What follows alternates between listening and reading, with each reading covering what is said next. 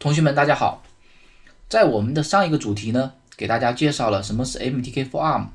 并且给大家讲了 MTK for ARM 这个开发工具的下载和安装。最后给大家简单的讲解了 MTK for ARM 这个工具的开发环境。实际上呢，这个工具是非常强大的，但是由于时间关系，很多功能还没有给大家讲到。在后续的实验课程中呢，对 MTK for ARM 我也会给大家做进一步的讲解。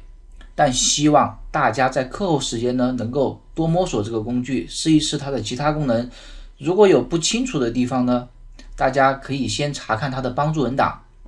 相信同学们在彻底了解这个工具之后呢，一定能够很好的应用这个工具，在大家的嵌入式系统的开发之路上呢，披荆斩棘，一路远行。今天这个主题呢，主要想给大家讲一下 MTK for ARM 这个工具的应用。首先呢，会给大家讲一下包管理器的一个使用方法，然后给大家介绍一下我们这个开发平台的构成以及使用 MTK for ARM 的开发的一个流程。接着呢，会给大家演示如何去创建一个新的工程，并且会给大家简单的演示一下代码的编译和调试，以及给大家分析一下整个编译的流程和编译生成的一个文件。最后呢，会给大家介绍一些其他的我们在嵌入式开发领域中会经常用到的一些工具。由于这个主题的内容比较多，因此呢，把它分成了3个小的主题进行讲解。好，我们正式开始我们的讲解。首先给大家讲解一下包管理器这个工具。我们首先要搞清楚我们如何可以打开这个工具呢？有2种方法。第一种方法呢，就是我们先找到我们 MDK 安装后的一个目录，也就在 Kill， 我在第一盘的 KillV5 下面双击它，点开里面的 UV4 这个目录，然后我们找到一个 PackInstaller.exe 这个应用软件，然后我们把它点开，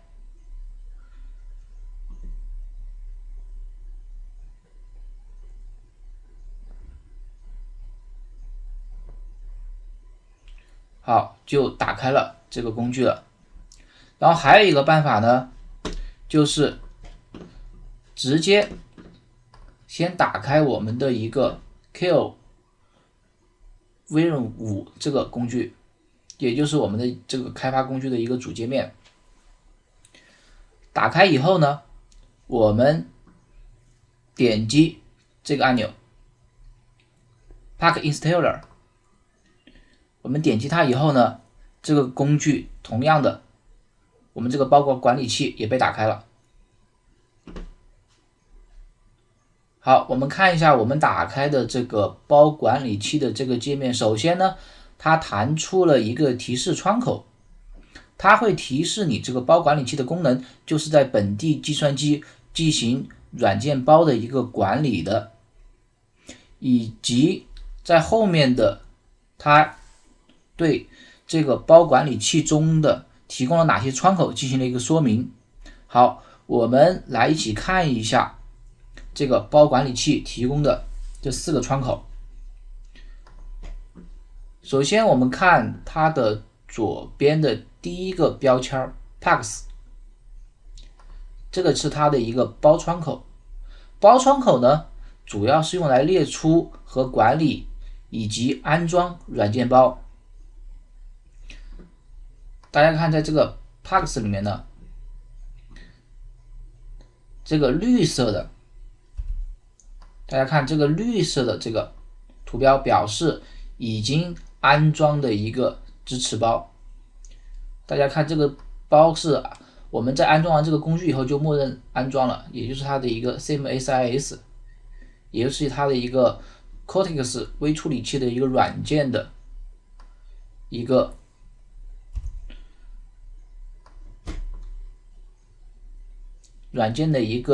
标准的一个接口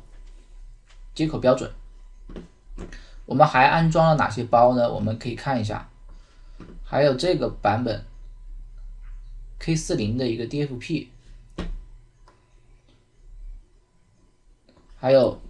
它的一个 MDK 的一个中间件。大家看这个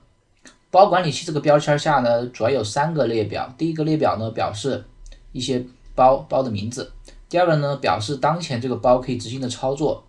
大家看这个灰色的这些包呢表示没有安装的，我们就可以直接点击进行安装，它会从网上直接进行下载。然后第3个部分呢 description， 它主要是说明了当前这个包的一些描述。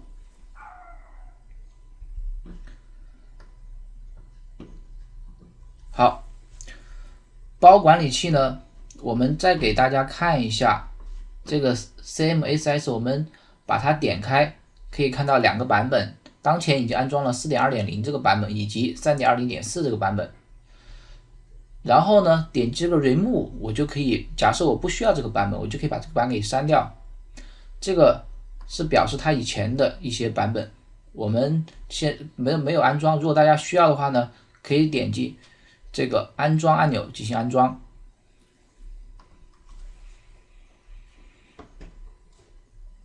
好，大家呢可以自己看一下一个刚才我们给大家看的一个中间件的一个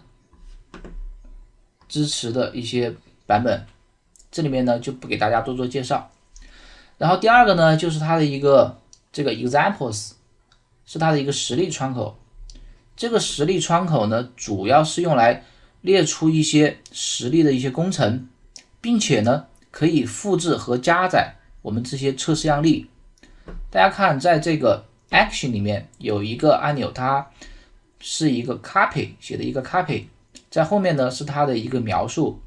也就是这个实例是一些什么样的一个实例。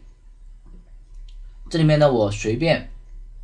点击一个，比如说 STM32F0 的 Discovery， 这个它是一个开发版的意思，这个开发版的一个闪灯的一个历程，直接点击 copy， 然后呢它就会出现一个窗口，提示用户想把这个实例拷贝到哪个位置。比如说呢，我直接把它拷贝到我的一个第一盘的一个工程目录下面，然后点击选择文件夹，点击 OK。 好，拷贝以后呢，它就会打开这个实例。大家看，现在这个实例就已经被打开了。我们在这个实例下呢，就可以进行我们自己的代码的一些查看以及调试，并且可以对代码进行修改。好，我们继续讲解我们的这个包管理器。下面呢，我们来看一下它的 device 这个窗口。在这个 device 这个窗口呢，主要的功能就是列出现在这个 MDK4ARM 所有支持的一些芯片，并且呢，我们可以选择这个芯片可以展示相关的一些支持的包和实例。大家看，在这个窗口下呢，列出了所有支持的芯片。我们给大家演示一下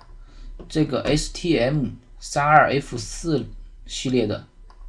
这个片子。我们这个开发版呢，使用的是STM32F407 系列的芯片。好，我们点开它的 STM32F407 ZGTX， 好，我们大家来看一下。首先在它的左边 device 这个窗口呢，就是表明了它的所支持的一些芯片。在它的右边呢，在它这个系列里面表示当前支持多少个设备，比如说在这个407里面就有8个设备，然后呢具体到这个407ZG 这个里面呢，它就支持1个设备，并且在这个芯片的一个 summary 摘要里面呢，可以看到它的一些介绍。比如说这个芯片呢，就是 ARM Cortex M4 的一个内核，最高主频呢有168兆赫兹，并且呢内嵌了192K 的一个 RAM 和1兆的一个 ROM。如果大家想更详细的了解它的一个资料呢，我可以直接点击它。好，我点击它以后呢，大家看就出现了这个 STM32407F-ZGTX 的一个介绍，大家可以详细的看一下这些介绍，而且还可以点击进去进一步的去看它，还有它支持的一些开发工具，以及呢它的一些现在的一些支持的一些历程。好，我们再看一下我们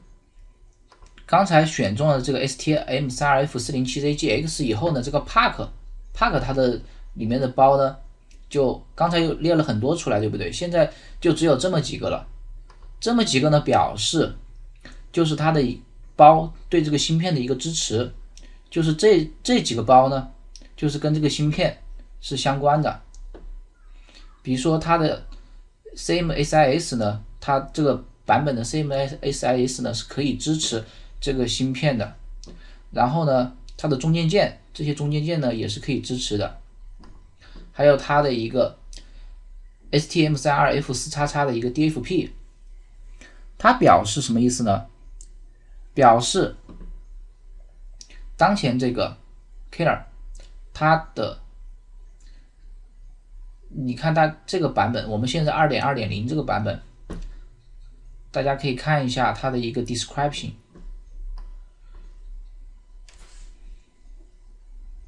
我把光标放在上面呢，它就出现了这个包的一些说明。大家看这个 description， 也就是 STM324 系列的一个设备的一个支持，包括了一些驱动和一些样例。所以说呢，大家看这个绿色的就表明了当前我们这个包是支持这个芯片的，我们就可以对这个芯片呢进行编译，对这个芯片所编写的代码进行编译，以及呢对这个芯片编译的代码进行软仿真，并且进行再版的一些下载。好，我们再看一个别的芯片，比如说我随便开一个，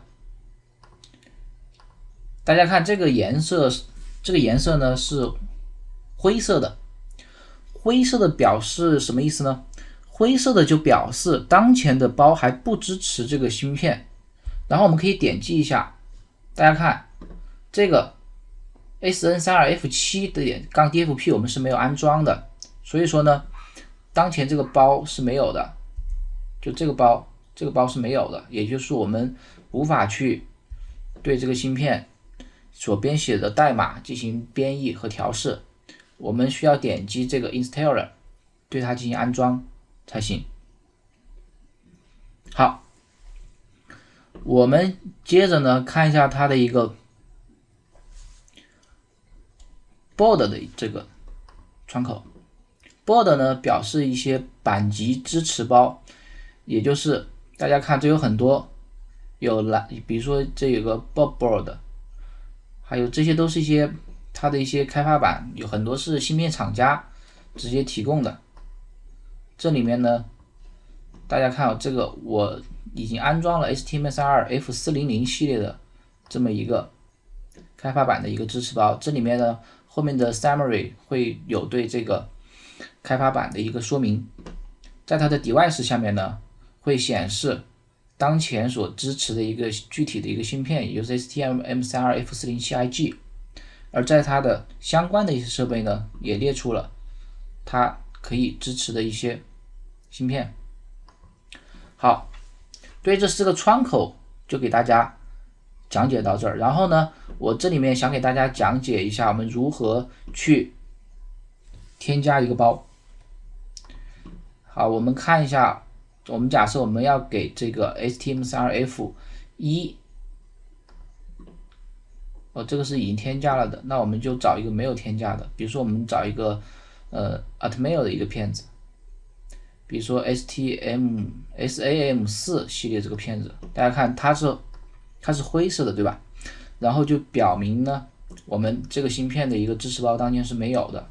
大家再看我们左边的 Pax 里面这一项 SAM4-DFP，DFP 表示双精度浮点的一个支持，它是没有安装的，因此呢，我们直接点击这个 install。好，大家看，在它这个我们点击以后呢，在它的这个窗口的右下角就出现了一个0%的一个表示当前正在下载。可能我这网络比较慢，它还在下载，还没有下载到。然后呢，它的左下角呢就表示我们当前正在下载的是哪个包，而且列出了这个包的一个在网络上的一个地址。好，我们这个就不管它，让它下载。然后再给大家讲解一下呢，其实除了通过网络安装呢，还有一个方法可以安装我们的一个支持包。我们在这个 File 下面点击 Import 这个按钮，然后呢，它就会提示你去找这个包，然后呢，你找到，比如说你从别人那儿安装好的一些包，可以拷贝过来，然后直接点击就可以进行安装。这里面呢就不给大家多做演示，大家可以下来以后自己试一下。好，包管理器的使用呢，就给大家讲到这儿。希望大家下来以后呢，自己再摸索一下，因为这个包管理器呢，对我们的开发来说，使用 MDK4 ARM 5.13的开发来说还是比较重要的。因为如果你需要添加一个新的一个 CPU 的支持包的话，都需要依靠这个包管理器来进行添加。好，下面呢，我给大家讲一下我们整个开发平台的一个配置和使用 MDK4 ARM 5.13的一个开发流程。好，这两点呢，我们通过这个图就可以给大家讲解了。大家看这个图，在它的左下角的这一块呢，就是我用红笔标出来的这一块呢，就是开发平台的一个主要的一个配置。首先大家看，我们首先要有一个 PC， 而我们的这个 MDK 呢，就是安装在这个 PC 里面的。然后呢，我们需要一个下载器。比较常用的下载器有 J-Link、ST-Link， 有很多种，我们后面呢会给大家进行介绍。接着呢，我们需要一个开发板或者是一个电路板，板子上呢就有 Cortex-M 架构的一个 CPU。最后呢，就是这3个设备的一个连接线。PC 和 J-Link 呢和下载工具呢是通过普通的 USB 线就可以连接了，而下载工具和它的一个开发板呢，则需要通过一个导线连接对应的接口就可以了。整个的一个流程呢，就是首先 PC 通过 MDK 把编译好的2进制文件通过下载器，然后可以下载到它的一个 Flash 里面，或者是下载到它的 RAM 中进行程序的运行和调试。其实呢，如果大家不需要调试，只是单纯的进行程序的一个下载的话呢，可以通过串口直接将 PC 和开发板进行连接，然后通过 MDK 的一个 Flash 的一个下载的一个功能，或者是通过一些小工具，就可以通过串口实现 PC 对这个 Flash 的一个直接的一个下载。有的同学可能会问我现在没有开发板，也没有下载器，我能调试我的代码吗？就是只是通过这个 PC 我能否进行我的代码的调试呢？当然是没有问题的。前面讲过 MDK 是具有软仿真功能的，我们就可以直接通过 MDK 的一个软仿真功能进行代码的跟踪和调试。而在使用软仿真功能的时候呢，还有一些小技巧，在后续的课程中呢，我会给大家进行一一的介绍。好，我们下面再看这个图的这一部分，它的另外一部分。这一部分呢，给我们展示了 MDK 这个工具的一个开发流程。首先呢，我们需要创建一个工程，创建一个工程结束以后呢，创建好以后呢，我们就需要添加文件 add files。我们需要添加些什么文件呢？首先我们可以添加它一个支持的一个驱动的一个库。其次呢，如果有需要，我们可以把中间件给添加进去。然后呢，就需要添加我们一些应用代码。添加完以后呢，还有一个配置，就是需要去设置我们这个工程的一些选项。在设置完成以后呢，我们就可以进行一个代码的编译和链接。大家看，如果我们这个 build 失败了，它又会重复的进行这一个过程。如果成功了呢，我们就可以把代码下载到一个 Flash 里面去，然后进行一个代码的测试和调试。如果失败以后呢，那我们又要去重新去重复代码的一个编写的一个过程。然后如果成功的呢，那我们这个代码就可以进行进一步的一个自测试。然后呢，它这还有一条线呢，就是我们通过一个 JTAG 可以把代码下载到这个开发板里面去进行调试。好，今天这个小主题呢，就先给大家讲到这儿，谢谢大家。